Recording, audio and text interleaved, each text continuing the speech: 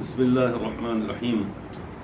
رب اعنی علی ذکرک و شکرک و حسن عبادتک۔ محترم حضرات،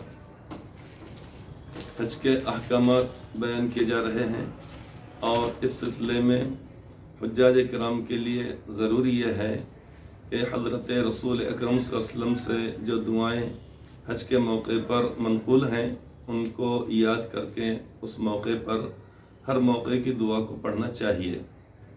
عام طور پر ہوتا یہ ہے کہ لوگ اس بات پر اعتبار کر لیتے ہیں، اس بات پر بھروسہ کر لیتے ہیں کہ ہمارے پاس فلاں کتاب ہے، فلاں کتاب ہے، وہاں پر ہم پڑھ لیں گے، دیکھ لیں گے۔ یہ اسی طریقے سے جس وقت کے وہ اجلاس ہوتا ہے یا کیمپ لگایا جاتا ہے حج کمیٹی کا یا ٹور کا، تو اس موقع پر بہت ساری کتابیں یا کچھ کتاب سے تقسیم کر دی جاتے ہیں کہ فلاں موقع پر آپ یہ دعا پڑھیں، فلاں موقع پر یہ دعا پڑھیں، اس میں درج ہوتی ہے۔ یہ اسی طریقے سے حجاج کرام اپنے اپنے علماء کرام یا اہل علم سے یا ائمہ مساجد سے معلوم یہ کرتے ہیں کہ میں حج کے لیے جا رہا ہوں، عمرے کے لیے جا رہا ہوں،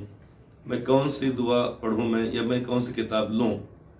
اب اس صورت میں نشاندہی کی جاتی ہے کتابوں کی۔ بہرحال بڑی اچھی بات ہے،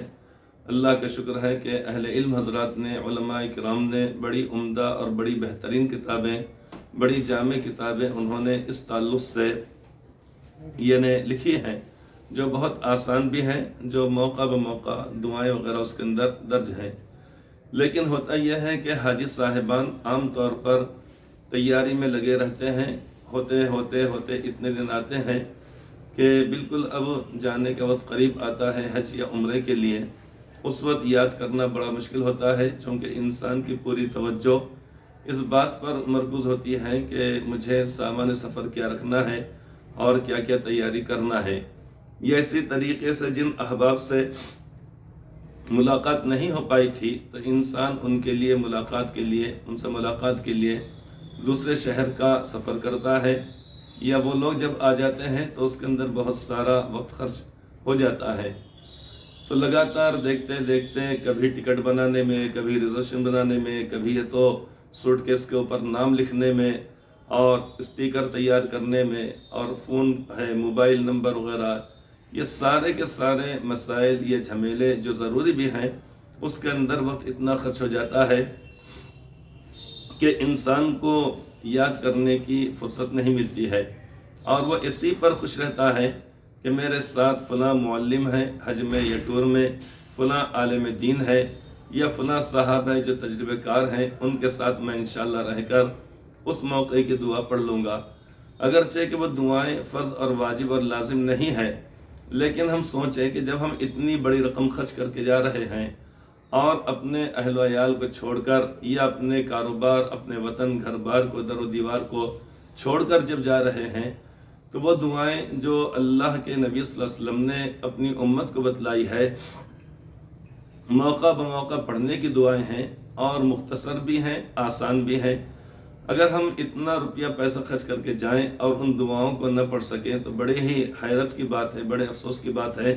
اس لیے ان دعاؤں کو بہت پہلے سے ہم نے یاد کرنے کا اہتمام کر لینا چاہیے۔ جیسے مثال کے طور پہ اس سے پہلے والے بیان میں تلبیہ جو پڑھا جاتا ہے، لبیک اللہم لبیک، ایک بیان میں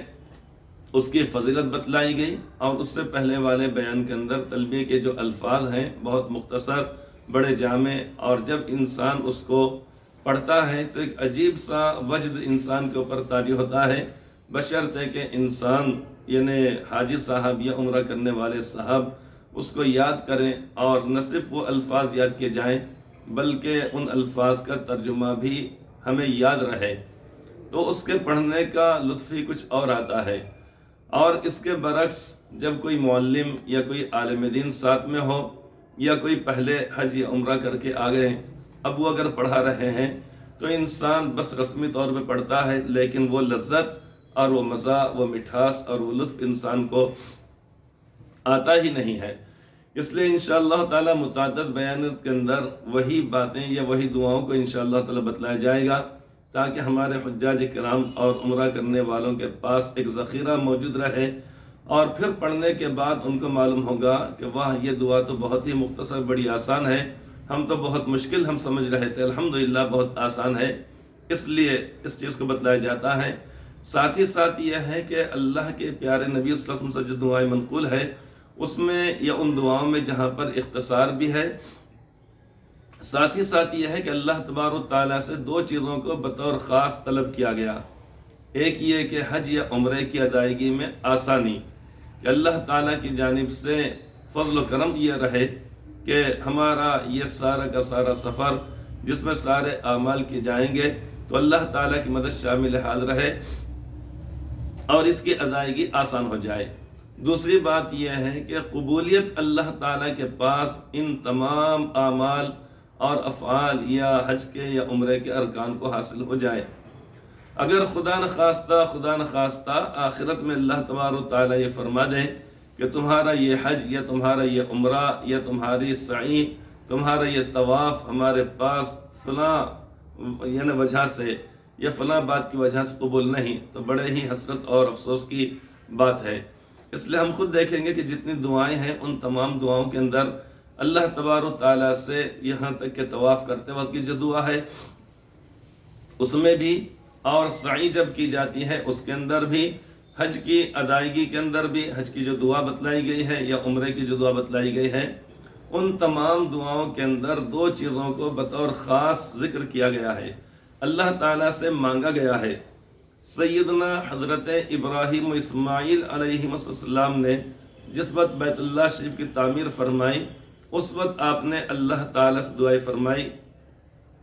ربنا تقبل منا انک انت السمیع العلیم وتب علینا انک انت التواب الرحیم۔ یا اللہ، اے ہمارے پروردگار، تو ہمارے اس عمل کو یعنی آپ کے حکم سے ہم نے جو بیت اللہ شریف کی تعمیر کی ہے، تو یا اللہ ہماری اس محنت کو آپ قبول فرما لیجئے۔ ربنا تقبل منا انک انت السمیع العلیم، یا اللہ آپ ہم سے اس محنت کو قبول فرما لیں، اور یا اللہ بے شک آپ بہت زیادہ سننے والے اور جاننے والے ہیں۔ آگے آپ نے عرض کیا کہ وتب علینا انک انت التواب الرحیم، اور یا اللہ ہم سے جو اس میں کچھ بھول چوک اور لغزش، خطا اور نسیان اگر ہو گئی ہو تو یا اللہ آپ ہماری توبہ قبول کر لیجئے، ہمیں معاف فرما دیجئے۔ وتب علینا انک انت التواب الرحیم، یا اللہ بے شک آپ ہی بہت زیادہ توبہ کو قبول کرنے والے، رحم کرنے والے ہیں، تو یا اللہ آپ ہماری اس محنت کو قبول کر لیجئے۔ تو جب اللہ تبارک و تعالیٰ کے انتہائی برگزیدہ بندے کہ جن کو امام الانبیاء کہا جاتا ہے، جن کو ابو الانبیاء کہا جاتا ہے، امام الانبیاء تو اللہ کے نبی صلی اللہ علیہ وسلم کو کہا جاتا ہے، لیکن حضرت ابراہیم علیہ السلام کو ابو الانبیاء کہا جاتا ہے، چونکہ آپ کے سلسلے میں یا آپ کی نسل میں 1000 سے زیادہ نبی دنیا میں تشریف لائے ہیں۔ بڑے بڑے انبیاء کرام علیہم السلام جو یعنی جلیل القدر ہیں اور اولو العزم ہیں، تو وہ سارے کے سارے آپ کی یعنی ذریت میں ہیں اور آپ کے نسل میں ہیں، لیکن وہاں پر عاجزی و انکساری کا عالم یہ ہے کہ اللہ تبارک و تعالیٰ کے ایک حکم کو پورا کرنے کے بعد، خانہ کعبہ کی تعمیر کرنے کے بعد، اللہ تبارک و تعالیٰ سے دعا یہ کرتے ہیں کہ ربنا تقبل منا انک انت السمیع العلیم۔ تو ہم اللہ تبارک و تعالیٰ سے اپنے کسی بھی عمل پر قبولیت کی دعا ہم کریں، جتنے بھی اعمال ہیں، چاہے نماز ہو، روزہ ہو، زکوٰۃ ہو، حج ہو، صدقہ، خیرات، قربانی، جتنے بھی دعائیں کی جاتی ہیں یا جتنے بھی اعمال کیے جاتے ہیں، ان تمام اعمال کو اللہ تعالیٰ کے پاس قبولیت کا درجہ حاصل ہو جائے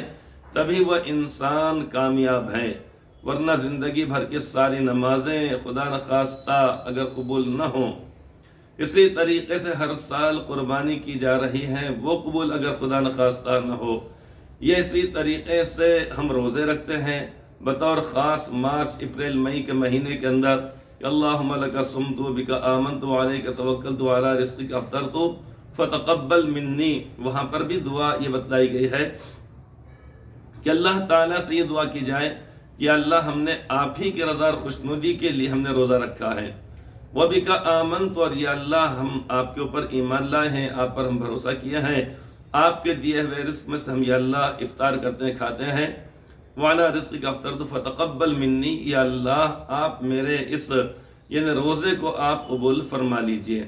غز جتنے بھی نبی دنیا میں تشریف لائے ہیں انبیاء کرام علیہم السلام نے اللہ تبارک و تعالیٰ سے یعنی قبولیت کی دعا انہوں نے فرمائی۔ یہی حال صحابہ کرام کا، تابعین کا، تبع تابعین کا، اولیاء اللہ کا، بزرگان دین کا ہے کہ سب نے اپنے اعمال کے اوپر بھروسہ نہیں کر لیا۔ انسان کبھی اس بات پر بھروسہ نہ کر لے کہ میں نے فلاں عمل کر لیا، اب تو اللہ تبارک و تعالیٰ کے لیے لازم ہو گیا ہے کہ اللہ تبارک و تعالیٰ مجھے جنت عطا فرما دیں، یا اللہ تبارک و تعالیٰ مجھے جہنم سے بچا لیں، اللہ پر لازم ہے۔ ہرگز ایسی بات نہیں، اس لیے کہ ہمارے اعمال کے اندر، وہ نیک اعمال کے اندر خدا نخواستہ اگر اس کے اندر اخلاص کے اندر اگر کمی رہ جائے تو وہ عمل قبول نہیں ہوتا ہے۔ اگر کسی جگہ پر، نیک جگہ پر صدقہ اور خیرات کیا جا رہا ہے، خدا نخواستہ اگر حرام اور ناجائز کمائی کا اگر اس میں 1 روپیہ بھی اگر شامل اگر ہوگا تو اللہ تبارک و تعالیٰ قبول نہیں فرماتے ہیں، جیسا کہ حدیث پاک میں فرمایا گیا، ان اللہ طیب لا يقبل الا طیبا، اللہ تعالیٰ پاک و صاف ہیں اور پاک و صاف ہی چیز کو اللہ تعالیٰ قبول فرماتے ہیں۔ لہٰذا اب آگے آنے والے بیانات کے اندر انشاءاللہ تعالیٰ ان دعاؤں کو بتلایا جائے گا۔ آپ حضرات سے آج کے اس بیان کے اندر یہ عرض کرنا تھا کہ اللہ تبارک و تعالیٰ سے اپنے تمام ہر چھوٹے بڑے عمل کے لیے قبولیت کی دعا کرنا چاہیے۔ اللہ تبارک و تعالیٰ ہم سب کے جملہ اعمال صالحہ قبول فرمائے، آمین ثم آمین۔